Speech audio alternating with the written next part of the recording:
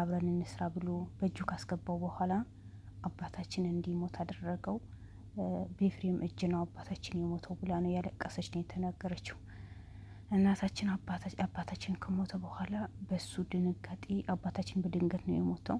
በሱ ድንጋጤ እናታችን ታማ ያልጋ ቁራኛ ሆናብናለች።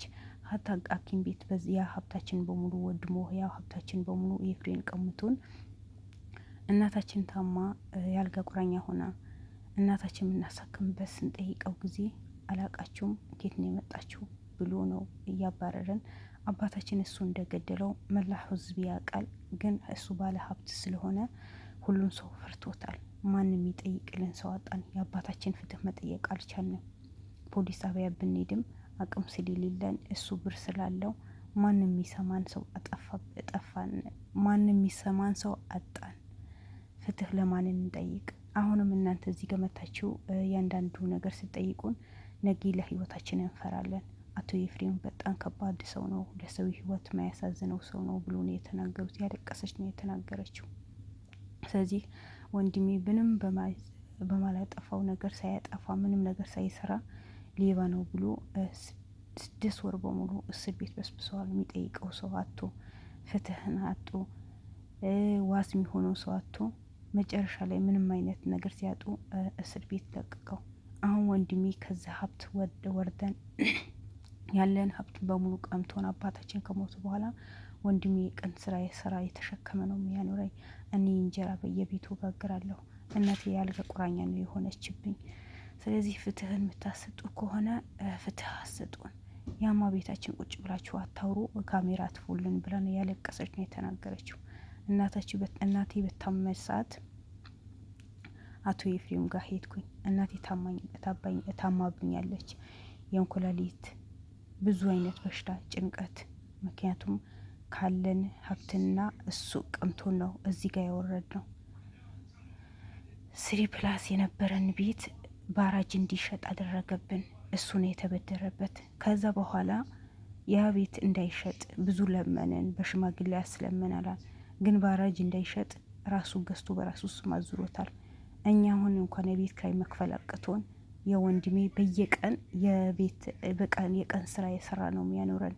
ከዛ ካለን ሀብት ወርደን ይሄ ትንሽ ክፍል ተከራይተን ለሱ ምን ከፍለው ነገር አተን እኔ በሰው ቤት የጋገርኩኝ ሰው ቤት ልብስ ያጠብኩኝ ወንድሜ ያገዝኩኝ ነው የምኖረው። እናታችንም እንደዚህ ሆናብናለች። ፍትህም ካለ ፍትህ አሰጡን። የአባታችን ንብረት በሙሉ አቶ ኤፍሬም ቀምቶናል።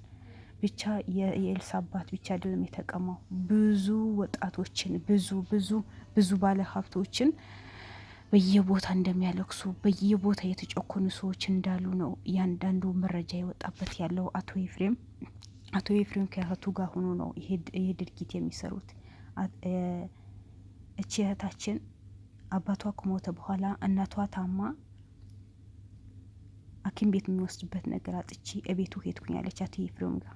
ሲሄድ ጊዜ የጠጣ አንዳንድ መሳሪያዎችን አጠገቡ አስቀምጦ የጠጣ ነበር።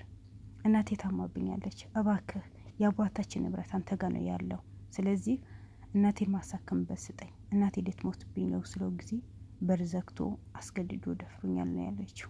ይሄ ነገር ትላንት ሰራተኛው አውርታ ነበር። የሱ ሰራተኛ ብዙ ሴቶች ያመጣቸዋል፣ በር ዘግቶ 5 ቀን 6 ቀን ያስቆያቸዋል። ከዛ በኋላ ወስዶ ይጥላቸዋል። በሴት ላይ ብዙ አይነት ግፍ ይሰራል ብላ ተናግራ ነበር። እኔም ውጭ ስወጣ ልጄ ናት ይላል። በቤት ውስጥ ደግሞ ብዙ ጊዜ ትንኮሳ ይደርስብኛል፣ ብዙ ሴትነቴ እንድጠላ ነው የሚያደርገኝ። ይሄ በሙሉ አቶ ኤፍሬም ነው ብላ ተናግራ ነበር። ዛሬ ምቺ ልጅ ተናግራለች። ለእናቴ ልመና በሄድኩበት እናቴ ላሳክምበት ብር ጥየቃ በሄድኩበት ብር ዘግቶ ደፈረኝ። ከዛ ልጅ ወለድኩኝ። ልጁ ከወለድኩ በኋላ ትንሽ ቀን ሳልቆይ ራሱ የኤፍሬም እህት ሰላም የምትባለው ከትላንት ከሉል ጋር የተከራከረችው እሷ ቀምታኛለች። ልጅ የት ይግባ ምንም የማውቀው ነገር የለም። በአባቴ ናፍቆት ሞትኩኝ፣ በልጄ ናፍቆት ሞትኩኝ። በሽተኛ ነኝ፣ በልጄ ምክንያት በሽተኛ ሆኛለሁ። እናቴ በሽተኛ ሆናለች። ወንድሜ የብቻው የሰራ አደከም ነው። ሁሉ ነገር ጨልሞብናል፣ ሁሉ ነገር ጨንቆናል። ስለዚህ በእኔ ላይ የደረሰ በኤልሳ ላይ ሊደርስ ይችላል። በፍጥነት ለኤልሳ ድረሱላት ነው ያለችው።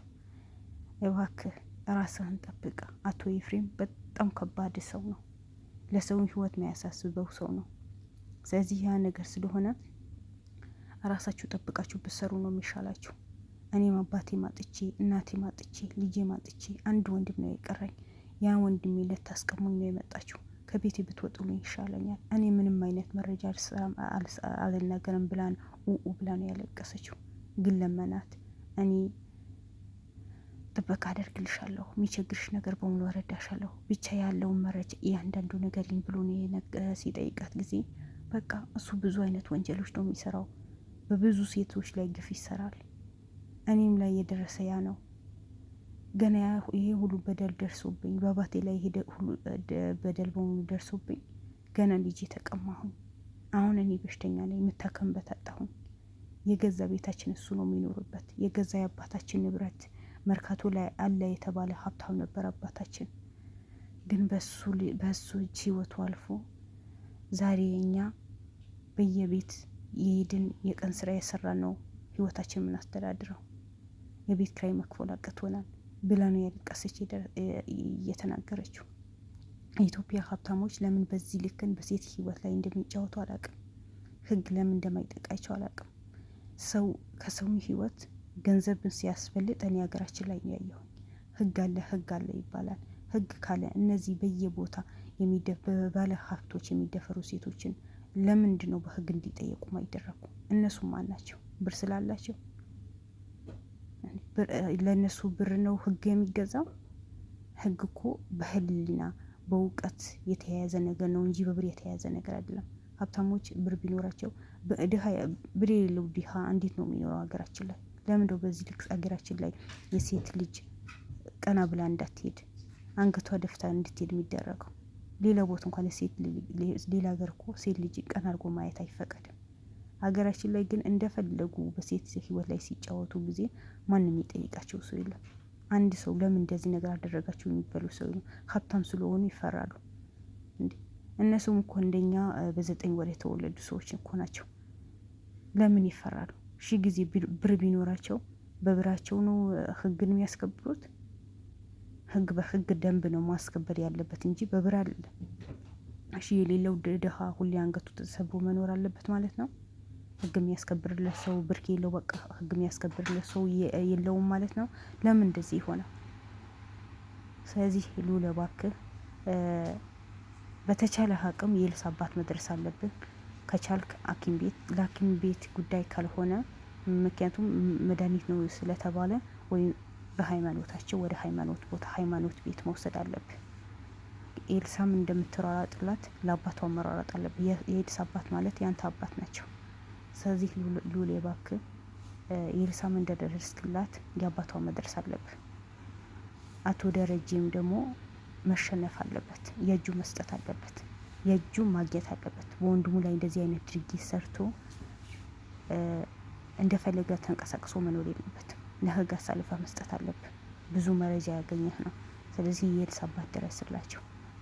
ኤልሳም ጠፍታ አባቷም እንደዚህ ታሞ ያላቸው ንብረት በሙሉ ተቀምተው አዲስ አበባ እንዳይገቡ ተደርገው፣ ምክንያቱም ብዙ ባለ ሀብቶችን ከጀርባቸው ጠንቋይ ነው የሚያመልኩት።